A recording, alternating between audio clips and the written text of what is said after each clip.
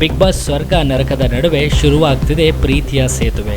Big ಬಾಸ್ನಲ್ಲಿ ಜಗಳಗಳು ಎಷ್ಟು ಸಾಮಾನ್ಯವೋ ಹಾಗೆಯೇ ಪ್ರೇಮ ಕಥೆಗಳು ಕೂಡ ಸಾಮಾನ್ಯ.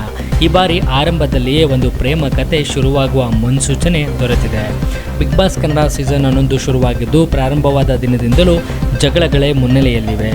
ಬಿಗ್ ಬಾಸ್ ಮನೆಯಲ್ಲಿ ಜಗಳ ಸಾಮಾನ್ಯ ಸಹ, ಆದರೆ ಜಗಳದ ಜೊತೆಗೆ ಪ್ರೀತಿ ಪ್ರೇಮವೂ ಸಹ ಸಾಮಾನ್ಯವೇ. ಪ್ರತಿ ಸೀಸನ್ನಲ್ಲೂ ಯಾವುದಾದ್ರೂ ಒಂದು ಯುವ ಜೋಡಿ ಜಂಟಿ ಆಗ್ತದೆ. ಕನಿಷ್ಠ ಪಕ್ಷ ಸೀಸನ್ ಮುಗಿಯುವವರೆಗಾದರೂ ಒಟ್ಟಿಗೆ ಇದ್ದು ಮನೋರಂಜನೆ ನೀಡ್ತಾರೆ. ಕೆಲವು ಬಾರಿ ಶೋ ಮುಗಿದ ಬಳಿಕವೂ ಜೊತೆಯಾಗಿರುವುದು ಉದಾಹರಣೆಗಳಿವೆ. ಈ ಬಾರಿ ಶೋ ಆರಂಭವಾದ 2ನೇ ದಿನಕ್ಕೆ ಬಿಗ್ ಬಾಸ್ ಮನೆಯಲ್ಲಿ ಲವ್ ಸ್ಟೋರಿಯೊಂದು ಪ್ರಾರಂಭ ಆಗುತ್ತಿರುವುದು ಸೂಚನೆ ಸಿಕ್ಕಿದೆ. ಇಂದಿನ ಸೀಸನ್ನಲ್ಲಿ ಮೈಕಲ್, ಇಶಾನಿ, ಸ್ನೇಹಿತ್ ಹಾಗೂ ನಮ್ರತಾ, ಸಂಗೀತ, ಕಾರ್ತಿಕ್ ನಡುವೆ ಆತ್ಮೀಯತೆ, ಪರಸ್ಪರ ಫ್ಲರ್ಟಿಂಗ್ಗಳು ನೋಡಲು ಸಿಕ್ಕಿದ್ದವು. ಈ ಬಾರಿಯೂ ಆರಂಭದಲ್ಲಿಯೇ ಪ್ರೇಮ ಕಥೆಯೊಂದು ಶುರುವಾಗ್ತಿರುವುದು ಸೂಚನೆಗಳು ಸಿಕ್ಕಿವೆ. ನರಕವಾಸಿಯಾದ ರಂಜಿತ್ ಹಾಗೂ ಐಶ್ವರ್ಯ ನಡುವೆ ಆತ್ಮೀಯ ಬಾಂಡಿಂಗ್ ಒಂದು ಬಿಲ್ಡ್ ಆಗ್ತಿರುವುದು ಮನೆಯವರ ಗಮನಕ್ಕೆ ಮತ್ತು ನೋಡುಗರ ಗಮನಕ್ಕೆ ಬಂದಿದೆ. ಅದಕ್ಕೆ ಕೆಲವು ಸಾಕ್ಷಿಗಳು ಕೂಡ ಸಹ ನಿನ್ನೆ ಸಿಕ್ಕಿವೆ. ನಿನ್ನೆ ಬೆಳಿಗ್ಗೆ ಸ್ವರ್ಗವಾಸಿಯಾದ ಐಶ್ವರ್ಯ ಸಿಂಧುಂಗಿ ತಿಂಡಿ ತಿನ್ನುವ ನರಕದ ಬಳಿ ಹೋದರು.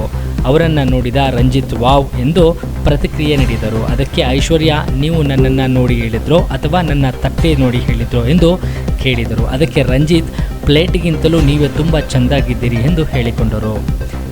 ಇದು ಐಶ್ವರ್ಯ ಸಣ್ಣಗೆ ನಾಚುವಂತೆ ಮಾಡಿತ್ತು. ಬಳಿಕ ಐಶ್ವರ್ಯ, ನಿಮಗೆ ನಾನು ಬೇಕೋ ಅಥವಾ ನನ್ನ ಪ್ಲೇಟು ಬೇಕು ಎಂದು ಕೇಳಿದರು. ರಂಜಿತ್ ಅದಕ್ಕೆ ನೀವೇ ಬೇಕು ಎಂದು ಉತ್ತರಿಸಿದರು. ಇದನ್ನು ಕೇಳಿಸಿಕೊಂಡ ಮಾನಸ ಓವ್ ಅಂತ ನಕ್ಕು ಬಿಟ್ಟರು. ಮತ್ತೆ ರಾತ್ರಿ ಸಮಯದಲ್ಲಿ ಐಶ್ವರ್ಯ ನರಕದ ಕಡೆಗೆ ಬಂದಾಗಲೂ ಸಹ ಇದೇ ವಿಷಯ ಚರ್ಚೆ ಆಗಿದೆ. ಅದೇ ಸಮಯದಲ್ಲಿ ಅಲ್ಲಿಗೆ ಬಂದ ಉಗ್ರ ಮಂಜು, ದಮ್ ಇದ್ರೆ ಇವಳನ್ನು ಮುಟ್ಟು ನೋಡೋಣ ಎಂದು ಸವಾಲು ಹಾಕಿದ್ದಾರೆ. ಆಗ ರಂಜಿತ್, ಮನಸ್ಸು ಮಾಡಿದ್ರೆ ಎತ್ತಾಕೊಂಡು ಹೋಗ್ತೀನಿ ಎಂದು ಪ್ರತಿಕ್ರಿಯೆ ಕೊಟ್ಟರು. ಇದನ್ನು ಕೇಳಿದ ಐಶ್ವರ್ಯ ಉಸಿಕೋಪ ತೋರುತ್ತಾ ಅಲ್ಲಿಂದ ಎದ್ದು ಹೋದರು. ಒಟ್ಟಾರೆಯಾಗಿ ಈ ಬಿಗ್ ಬಾಸ್ನಲ್ಲಿ ಆರಂಭದಲ್ಲಿಯೇ ಒಂದು ಪ್ರೇಮ ಕತೆ ಆಗುವ ಸೂಚನೆ ದೊರೆತಿದೆ. ಈ ಪ್ರೇಮ ಕತೆ ಮುಂದುವರಿಯುತ್ತದೆಯೋ ಅಥವಾ ಹಾದಿ ತಪ್ಪುವುದು ಎಂದು ಕಾದು ನೋಡಬೇಕಾಗುತ್ತೆ.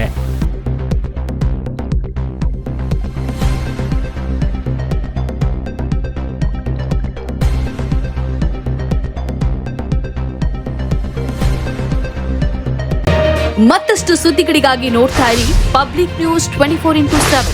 ಇದು ಸತ್ಯದ ಧ್ವನಿ.